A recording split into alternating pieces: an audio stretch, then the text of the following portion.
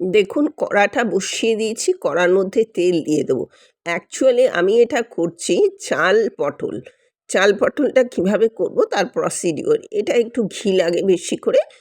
আমি তেলের সাথে একটু ঘি দিয়েছি। শুধু যদি ঘি দিতাম তাহলে সেটা কী হতো, পুড়ে যাওয়ার সম্ভাবনাটা থাকে। যেমন আমি মাখনের মধ্যেও একটু তেল দিয়ে দিই। এবার আমি গোবিন্দভোগ চালটা আমি ভিজিয়ে রেখেছিলাম এবং সেটাকে একটু জল ঝরিয়ে নিয়েছি। এটাকে একটু ভেজে নেব। এটা চাল দিয়ে করছি তো, চাল পটল, সেই জন্য গোবিন্দভোগ চালটা বাধ্যতামূলক। এবার এই চালটা একটু ভাজা হয়ে গেলে আমি চালটা তুলে নেব। তুলে নিয়ে চালটা তারপরে এটাকে আমি তুলে রেখে দেবো। আর ইন বিটুইন দ্য পিরিয়ড আমি হচ্ছে উম পটল আর আলুটাকে কেটে ধুয়ে রেডি করে রেখেছি। আর একটা টমেটো, কাঁচা লঙ্কা আর হচ্ছে আদা একসঙ্গে এটাকে বেটে রেখেছি। পরপর সেটা দেখাচ্ছি। এবার এই তেলের মধ্যেই আমি এলাচ, লবঙ্গ, দারচিনি, তেজপাতা আর হচ্ছে জিরে এই কটা ফোড়ন দিয়ে দিলাম। ফোড়ন দেওয়ার পরে ফোড়নের সুগন্ধ বেরোলে পরে আমি এটা আলুটাকে তুলে দিই। আলুটা একটু ভাজা হলে আপনি আলুটাকে আলাদা ভাজতে পারেন বা একসাথেও ভাজতে পারেন। দুটোর স্বাদ কিন্তু একই আসবে। তেল বেশি লাগবে বলে আমি আলু আর পটলটা পরপর ভেজে নেব। বাই দ্য ওয়ে, আমি নূপুর, আপনারা দেখছেন smile with Nupur and Tania. Please একটু সাবস্ক্রাইব করে দেবেন, বেল আইকনটা টিপতে ভুলবেন না।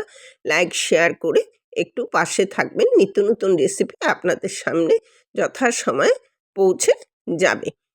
এবার এইটাকে ভালো করে একটু ভেজে নিয়ে এবার পটলটা যেটা আছে সেটাকে তুলে দেবো। এর মধ্যে একটু হলুদ দিতে হবে।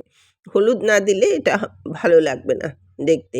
এবার দেখুন আমি এর মধ্যে ধনে, জিরে আর লঙ্কা এই ৩টে আর আদা ডাস্ট ৪টে আমি ভালো করে জল দিয়ে গুলে রাখলাম। আপনি যখন গুঁড়ো মশলা দেবেন তখন একটু জলে গুলে রেখে দেবেন, দেখবেন সেটা ভালো হয়।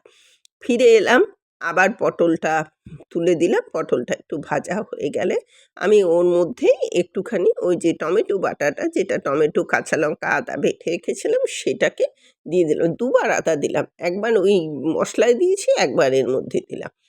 এবার এটা দেওয়ার পরে নুন আর চিনিটা, এটা নিরামিষ তরকারি, অবশ্যই নুন আর চিনিটা দেবেন।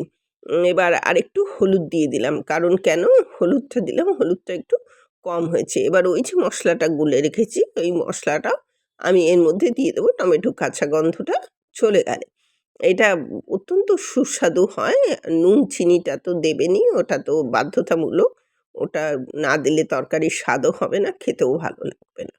এবার আপনার এটাকে কষতে ওই যে গুঁড়ো মশলাটাও দিয়ে দিলাম, সেটাকেও কষতে আপনার তারপরে আমি এটাকে জল তুলে দেবো।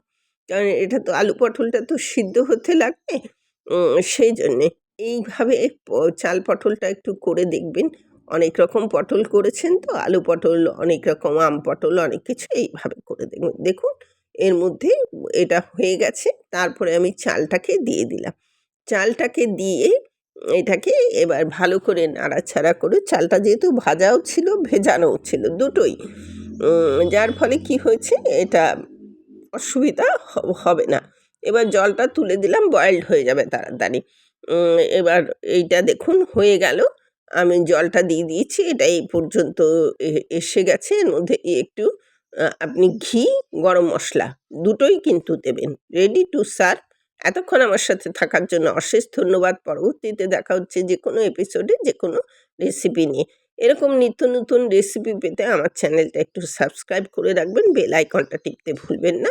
লাইক, শেয়ার করে একটু পাশে থাকবেন। দেখুন জিনিসটা খুব ভালো হয়েছে। রুটি, লুচি, পরোটা, ভাত সবার সাথেই চলবে।